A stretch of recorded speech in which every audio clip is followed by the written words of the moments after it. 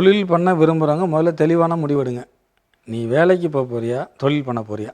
தொழில் பண்ணால் பிரச்சனைகளை சமாளிக்க நீ தான் தயாராகணும். ஆண்டவன் யார் யாருக்கு என்ன பிரச்சனையை கொடுப்பான்னா, அவனால் சமாளிக்க முடிஞ்ச பிரச்சனையை தான் கொடுப்பான். இந்தியா பாகிஸ்தான் பார்டர் பிரச்சனையை தீரு, நார்த் கொரியா சவுத் கொரியா பிரச்சனைன்னு சொல்ல மாட்டான். அவங்கவுங்களுக்குள்ள பிரச்சனையை கொடுப்பான். பிரச்சனையை கண்டு பயந்து ஓடக்கூடாது. அதை விடாமுயற்சியோட போராடி ஜெயிக்க தெரியணும். எடுத்த முடிவு எல்லாமே ஜெயிக்காது. 10 முடிவுக்கு 8 முடிவு ஜெயிக்க 2 தோத்தாலும் தோத்ததை ஜெயிக்கிற வரைக்கும் போராடுறதுக்கு திறன் இருக்கணும். விழுந்தால் எந்திரிக்க தைரியம் இருக்கணும். அடுத்தவன் என்ன சொல்லுவான்னு நினச்சி வாழக்கூடாது. நமக்காக வாழணும். இது இருந்தால் தொழில் தாராளமாக தொடங்கலாம். அதில் எத்திக்கலாக சம்பாதிக்க துப்பு இருக்கணும். சாராயம் காய்ச்சினாலும் காசு, எதை வேணால் பண்ணால் காசு. அதுக்காக காசுக்காக தொழில் பண்ணலாமா? பணம் ஒரு பை ப்ராடக்ட். நீ கடின முயற்சியோடு நீ வாட்டுக்கு பாடுபடு. பணம் ஒன்றை சேர்ந்து கட்டி பிடிச்சிக்கும். எங்கேயும் பணம் போயிடாது. நேர்மையோடு இரு. குறுக்கு வழியில் சம்பாதிச்சிடாத. டீமை பில்ட் பண்ணு. ஒன்றால் அடுத்தவனுக்கு பயனுள்ள வகையில் நீ இரு. கண்டிப்பாக நல்லாயிருக்கும்.